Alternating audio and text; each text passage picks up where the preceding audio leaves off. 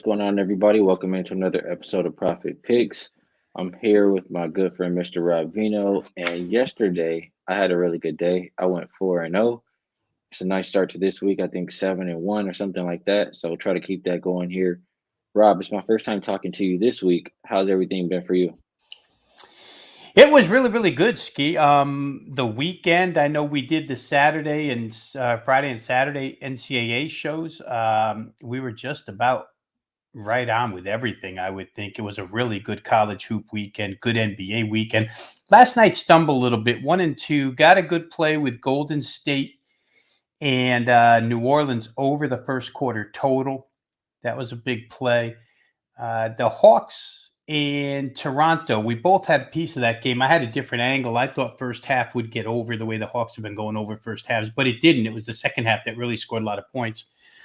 And then I'm trying to think. There was one other thing. Oh, and I had Wisconsin and North Texas over 114 and a half and get to 110. And Wisconsin doesn't score for 9 minutes. We were just talking off air a little bit. So tough break there, but it's been really good overall, Ski. So there's no complaints here. All right. Love to hear that, Rob. And I'm looking forward to this is the first time talking to you since we did the college show. We Yeah. killed the college show. We did Yeah. a damn good job. I'm proud of that because I'm not the big college guy. I mean, I'm leaning a lot on you, and I know you've been hot, so I want to give you some credit or a lot of the credit for helping, lead us in the right direction. Yeah, you got to save that video, Ski, so we can break that out every now and again when we go cold, so people can remember. Sometimes we know what we're talking about. Oh Absolutely. man. And we'll get to a little college later on in the week, but for today, Mhm. let's start with the NBA. We probably won't have enough time to get to every game, but we'll get to some of the ones we're focused on. And if you guys have questions, shoot them in the chat. We'll do our best to get to the games you guys want to hear about. We'll start with the first game on the board, though. 529, 530. Milwaukee Bucks heading into Indiana to take on the Pacers. And this game opened Milwaukee as an 11.5 point favorite. Still see them as 11.5 point favorite. Total open 238 is down to about 236.5. Injury report. Just hit the refresh button. So for the Pacers, Miles Turner's game time decision, Duarte, Halliburton, and Buddy Hield are all out. For the Bucks, Giannis's game time decision, but he's likely to play here. Dragic also likely. Joe Ingles, game time. Middleton, game time. They'll be without Crowder and Leonard. So my thought here, Rob, is I mean, we just saw how the Celtics look, in the look ahead spot with the Bucks on deck. How would the Bucks look in the front end of the back to back with the Celtics on deck? I would only look towards playing the Pacers here. I just don't think Milwaukee's that focused for this game. Do you agree? They may not be. I'll say this. Let's talk about why they might be focused. They could be focused because if they win tonight and then they beat Boston tomorrow night, the number one seed is virtually theirs. It would be plus 3.5 games with like 4 to go. They would have to lose everything. Boston would have to win everything for them not to be the number one seed. So there's some motivation there. There's maybe, and I wouldn't even call this motivation, Ski, but there is the little fact that about 10 days ago, they got beat by 16 by Indiana, 139 to 123. And maybe that sticks in the back of their mind. There's really no reason for Giannis to play here with the Boston tomorrow, but he's going to play. And that kind of, when he's on the floor, kind of leads me to believe that they want to win games. The absences for Indiana have been absences for a couple of games now. I think Indiana is conceded the fact that they're not going to make the playoffs here. So who knows where their motivation is. It's a difficult game because I can see both sides of the fence. Sometimes in these games, I would prefer to just play over, thinking that maybe Milwaukee doesn't want to exert themselves too much. They want to win, but not exert themselves too much, which would go to your point about playing or fading them. And I think it also correlates to maybe an over game between these two. So if that's the way it goes, that's probably the way it'll land. I just don't see Milwaukee coming out here for 48 minutes and trying to play lockdown defense against the Pacers. So maybe even Milwaukee team total is a good look. Some people in the chat, Boofer, he says he's trusting Milwaukee here first quarter. Mm-hmm. Saw the betters agreeing with Boofer. Said Bucks cover a lot of first quarters and first halves. Chris Clark saying he likes the first half over. So a lot of people want to cut this game in half and it makes sense with who they have on deck. Would you agree with that? Yeah, definitely. That's generally the thought process, right? You want to get in quick, build the lead, get your guys out of there, and move on to tomorrow. You don't want to waste a lot of minutes in this game against Indiana. So, to that point, again, if we're going to correlate with Boofer and Chris Clark and everybody who likes first quarter, first half, you could probably seek out Bucks team totals, first quarter, first half, maybe even game totals, quarter, first half, where overs are concerned. All right, good stuff. A lot of ways to look to play this game. Personally, not one of my favorites. I might stay on the sidelines, but a lot of good information for everybody else. And Jeffrey's coming in saying he has first quarter for Milwaukee too. So big spot for a lot of people in this one. Let's see what Munaf says here. Feels like a similar situation when Bucks play Jazz. Get it done by the end of third, end of three. And also then saying what's up, what's going on, Munaf? Appreciate you tapping in. Let's keep moving here just because this is one of those days where we don't have the most time. So I want to get to as many games as we can. 5:31, 5:32, Miami and New York. This game opened up New York -4. We're seeing them now 4.5, pretty much 4.5 point favorites. Total open 223. Haven't seen much movement there as far as the injury report is concerned. I just see some people in the chat letting us know that Lowry is going to be out here. Other than that, Jovic out, Gabe Vincent game time decision, Jimmy Butler game time decision, but likely to play. And I would expect him to play after sitting out yesterday. I feel like that's him letting us know that he's going to take this game, or that the Heat are taking this game a little bit more serious, and that he was going to be out here tonight. For the Knicks side, Jalen Brunson is game time decision, and his injury might be a little bit more serious than what they're letting on. Derrick Rose game time decision, Jeffrey's out, Washington out. So I want to start this one off with the query. If I can get over here to my screen, and I'm gonna shoot this query towards you, Rob, and you can let me know if it makes sense to you, and if you can agree to play this one. If I can pull it up here, my bad, you guys. So pretty much, I'll talk it out while I'm trying to pull it up. We're looking at Miami. I already talked about they didn't take that game serious yesterday. I don't think it was too taxing of a game. Their star player didn't even play, and what this trend or system is pretty much saying is we want to bet on these road dogs, short road dogs of 5.5 or less in conference game on in a back-to-back after they lost on the road, and we take away the last 2 games of the season because that's when teams generally rest players for the playoffs, and we're only looking at after the first 20 games after teams have found their groove. And here we go. I've now pulled it up, so I'll pop it on the screen for you guys.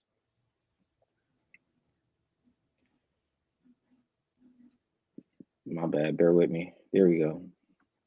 Should be popping up here. And as you can even see the text here, just written in there. So yeah, road dogs getting 5.5 points or less in conference games on the second of a back-to-back after they previously lost on the road. This goes all the way back to 2014. And as you guys can see here, it's active on the Heat and the Knicks. And we have 57 and 41 straight up, 58.2%, 64 and 33 against the spread, 66%. That says to play the Heat on the spread and also sprinkle on the money line. Also about 57.4% towards the over. So Rob, would you be looking at this game this way? Do you think the Heat can keep it close, if not win this matchup? I do. And if we just base it, Skee, they played 3 times fairly recently, right? If I call February 2nd somewhat recent, we're not to April yet. So it's 3 games within inside of 2 months. 2 2-point decisions. And the game that they just recently played a few days ago, you're talking about 127-120 Miami. So 2 2s and a 7 show you that they're fairly close as far as personnel is concerned. And the stakes of the game, obviously, we could talk about this almost with every game, right, Skee? Almost everybody's jockeying for some playoff seeding. There's a couple teams that are locked in, but these aren't really 2 of them. The point you made about Jimmy Butler not playing yesterday, playing today, I do agree. That indicates a sense of urgency on Miami's part. The total is interesting to me because Miami's defense has been miserable. And in fact, I and Tony Finn did NBA tip-off yesterday for Wager Talk, and Tony pointed out some of the analytics that show the crumbling of this Miami defense. I just basically go to game totals and will tell you that 9 of the 14 that Miami's played this month have gone over 223. And that's what we're looking at here. So, the general line of thinking at this time of year with a meaningful game would be, hey, we expect some defense to show up in these games because there's something at stake. But neither team has played good defense. Tom Thibodeau's got to be, ticked off too at the defense that his team has played. So there's a few things I looked at here. Number one, the first thing we always looked at, if it ain't broke, don't fix it. Knicks first half, possibility. It's always a possibility. My choice in the game right off the bat, once Jimmy was ruled in, which I thought he would be, was Miami plus points, because I think it will be a highly competitive game. And I'm with you in the belief that the Jalen Brunson injury might be something more than what they're letting on to. I don't expect him to go here. And that makes it difficult for the Knicks, especially in crunch time when they're looking for guys other than Randall. Emmanuel quickly did have 40 plus the other night, or 38, I think. But at crunch time, they'll be looking for somebody other than Randall. So to me, Miami, full game worth a look. Knicks first half, always just knee-jerk, mechanical, without any explanation whatsoever, except their first half record, always a look. And I think the over, I would stand in front of that age-old theory that says these games tend to be defensive-minded just because the defense has been lousy on both sides. And I don't know, Skee, maybe you have a different thought, but I don't know when you look at the players that are on the floor, other than Mitchell Robinson, I don't know that these teams can just flip a switch and all of a sudden play defense, no matter how bad their head coaches want them to play defense. That sure looks that way. I mean, from how they've been playing lately. So I'm with you. I think I would probably expect more points in this game than less. And even though the slow pace for the Heat, and I think the Heat are the right side. So a couple ways to play this game. A couple people in the chat have said heroes going off here. Yeah.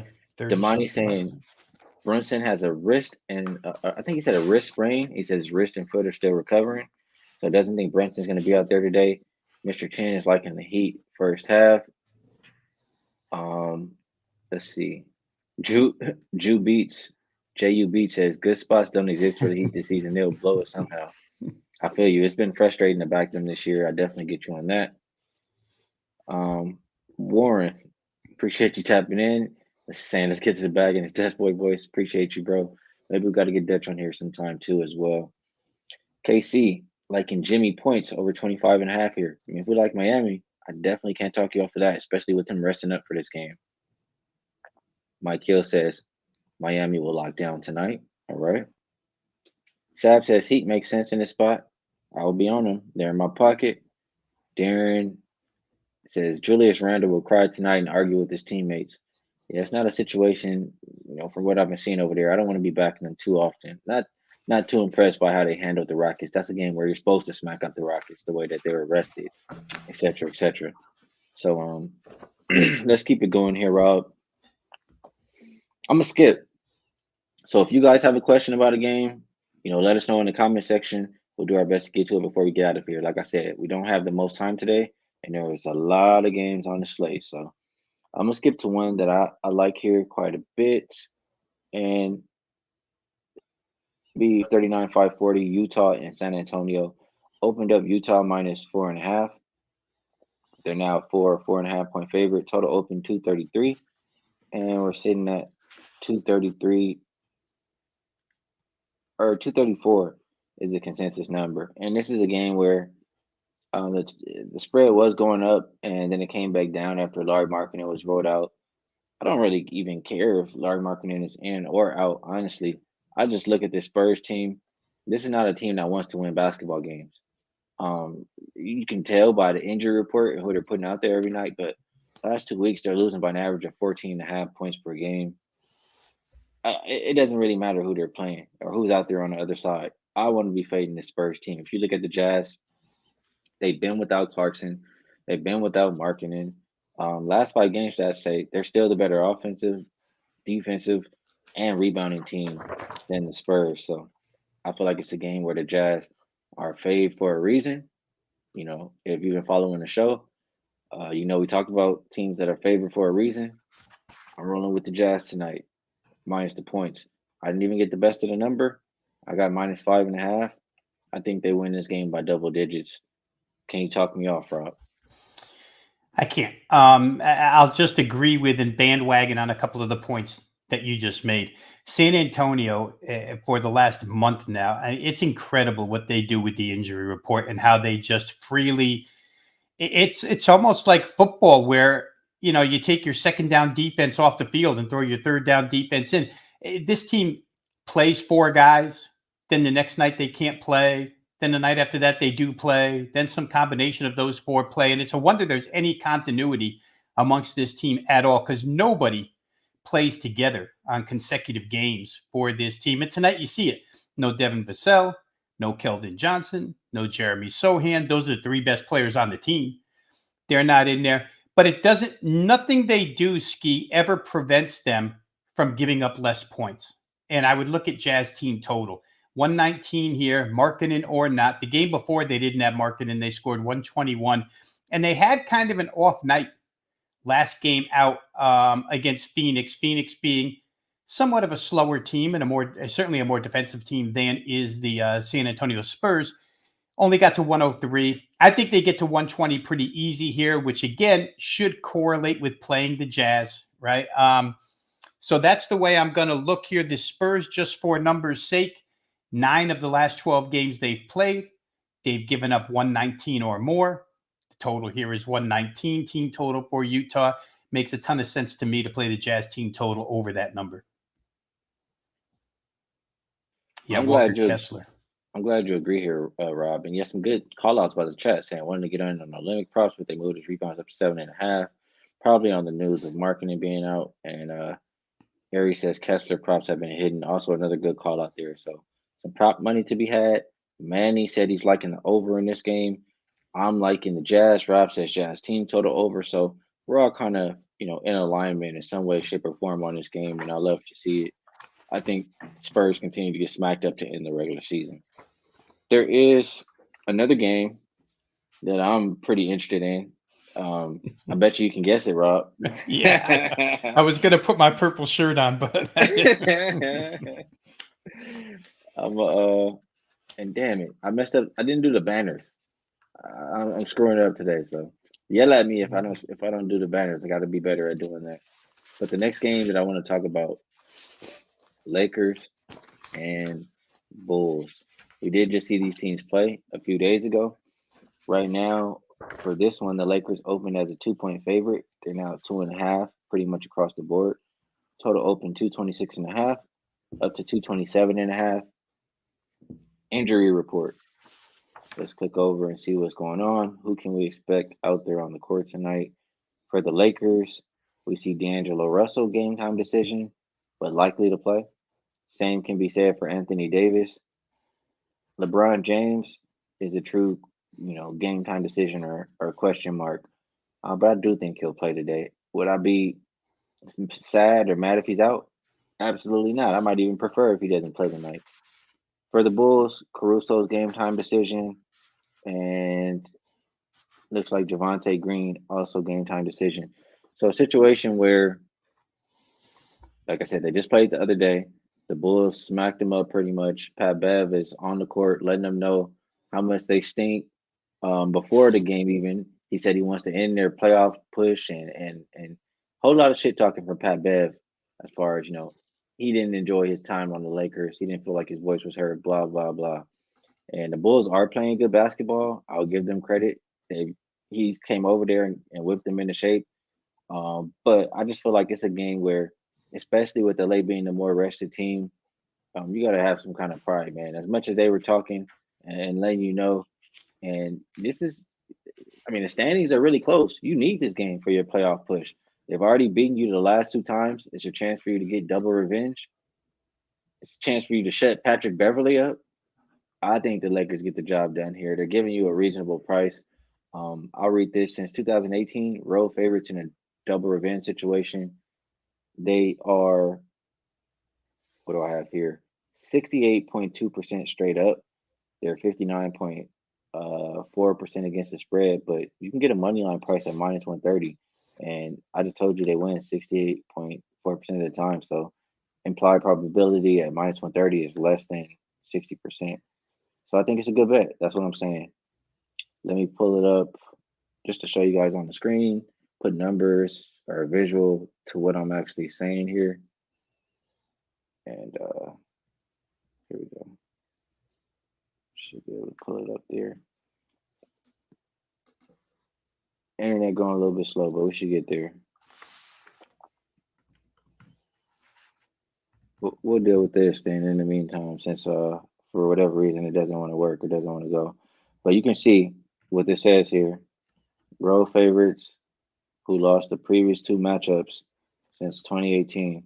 They have 155 wins, 106 losses. These are against the spread numbers, 59.4%. And obviously, since it won't let me click on it, I can't bring it up to show you the straight up. But just know the straight up is 68.2%. So Rob, do you agree that the Lakers are to play tonight, or are you looking at the Bulls? No, I'm looking at the Lakers, Skee, and I'll give you one more reason. This is just my something that I use personally in handicapping that I really, really like when these things happen. The first game of a long road trip and a meaningful road trip, and that's the situation the Lakers are in tonight. It's always my belief that the team takes the flight and all the excitement, all the motivation, all the anticipation is to get off to a good start on these road trips. Let's get that first game. Let's come out hard. Let's, as these road trips wear on, sometimes these teams get a little fatigued and whatnot. But the first game, and for the Lakers, it's the first of 5 at Chicago, at Minnesota, at Houston, at Utah, at the Clippers. They're going to go 5 in 7 days, I think.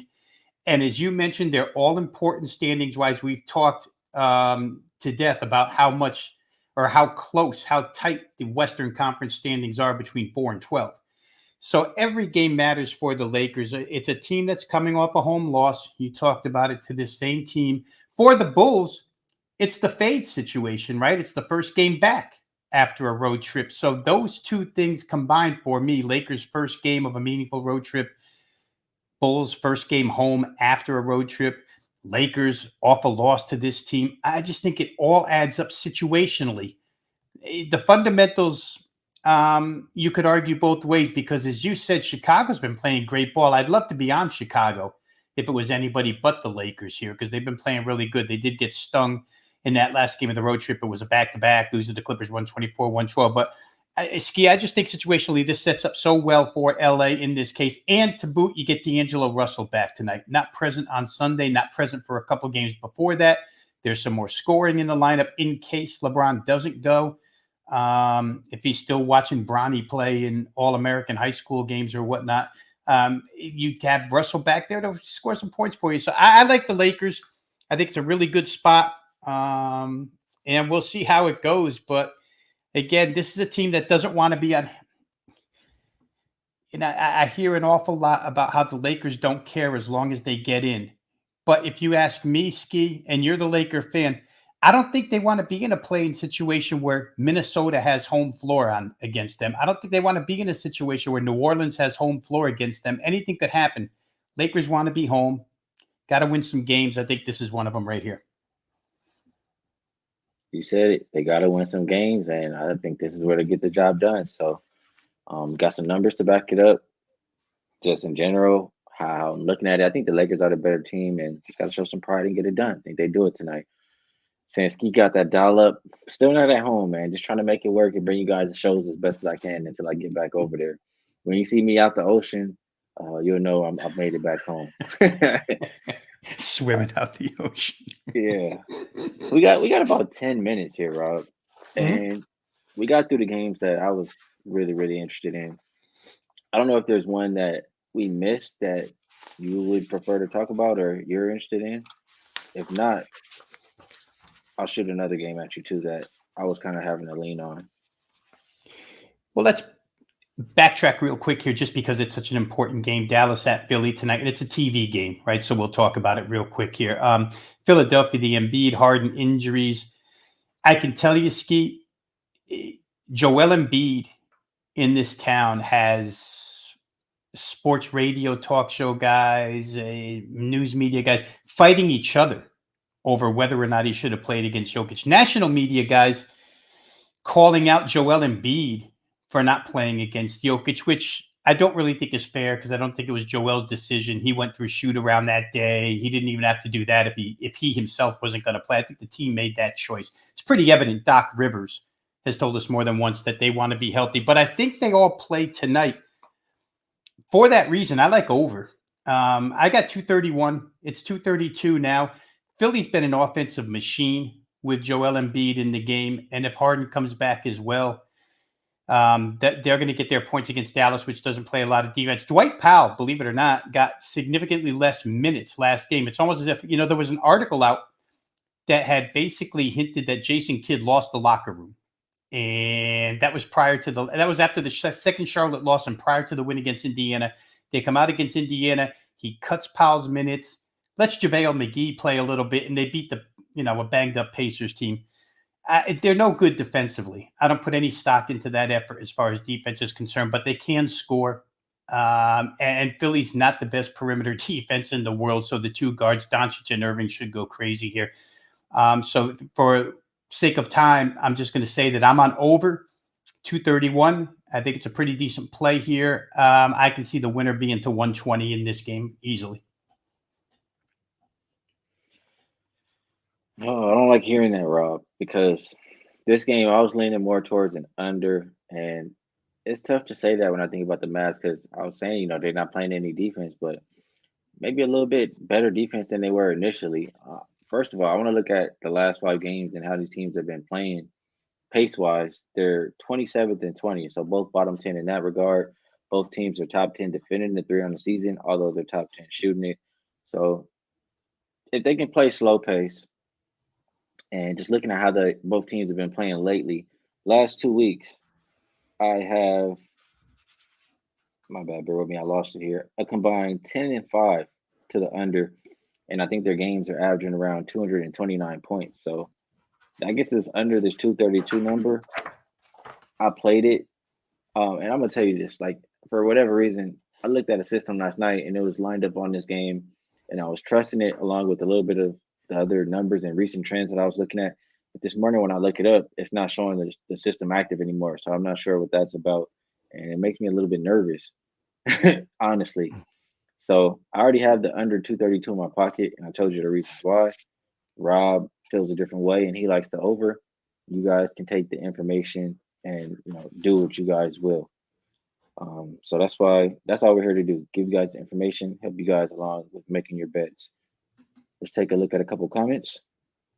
Manny says that was his favorite bet this game, the over. He thinks Philly gets what they want. Let's see what Anthony says here. Skee life or death situation. Need someone to make a free throw successfully or retire. The ass man, Rob Veno or Ben Simmons are your only hope. I got Rob Veno, man. Rob's a baller if you didn't know. Give me Rob Veno. Stop. They're killing me, Skee. I gotta check. I gotta read. My poor wife. Oh God. I gotta look at the comments a little bit more before I put them up on the screen. Let's see. Zah says, how do you feel about the over 231 OKC versus Detroit? I don't have a strong feel. I just think OKC's playing less defense lately. They play up tempo. I don't want to be betting, and Detroit's not playing any defense either. I don't want to be betting under. Any quick thoughts there, Rob? I tried Milwaukee Detroit under the other night. Skee it was 227.5 just because Milwaukee had some injury stuff going on, and it still got way over. So maybe that's because it was Milwaukee. I'm not sure. SGA will be in the game tonight. I guess if you're playing over, you like that factor. But I'm a big believer in you correct what's wrong. And they gave up 80 points in the second half last night. That Charlotte team, Skee, oh my God. That lineup is brutal to even look at, and yet they're out there scoring 137 on OKC. So I'm with you. I don't have a real strong opinion. I kind of liked OKC and maybe even an OKC first half to be a little ticked off and come out of the shoot quick here tonight. They get to get on the court really fast after last night's mess. All right. There's an opinion from Rob, and we don't want to talk you off of that over in that game. Any more comments, questions? Just looking really quick. Don't think we have any.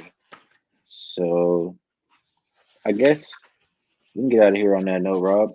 We did a Mhm. pretty good job today. Talked about majority of the games here. So is there anything, or is it time to show if there's anything that you would like to promote, and also maybe if you like, you know, a game that we talked about more than the rest. Well, let's get ourselves to promotion here on a Wednesday for wagertalk.com. Of course, Major League Baseball season does start tomorrow. So, those of you watching us here that not only bet NBA, but bet Major League Baseball, their afternoon show, First Pitch, will be going off starting tomorrow. I'll be part of that. So, if you're like Major League Baseball action, NBA, college hoops, whatever it is that you're following, NHL, I know Skee's dabbling in NHL now and successfully so. Go over to wagertalk.com, drop your email address if you haven't done so already. You'll get free access to all the video content that we produce over there each and every day. Good team of handicappers, of course, myself and Skee included. If you're interested in selection packages, you can find them at wagertalk.com. I'm at my home page for today. I'll have NBA plays up and available here. I have one already. There'll be a couple more added to that. So you can get those wagertalk.com for the game, Skee.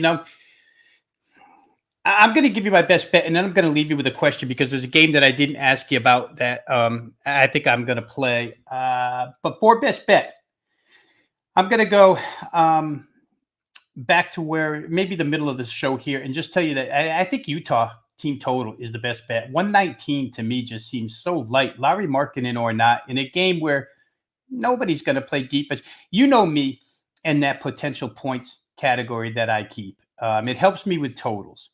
And a couple of games ago, without Larry Markkinen in the lineup, Utah played a game where if every shot went in the hoop, they would have scored 546 combined points. It just shows you how many opportunities there are in Utah games.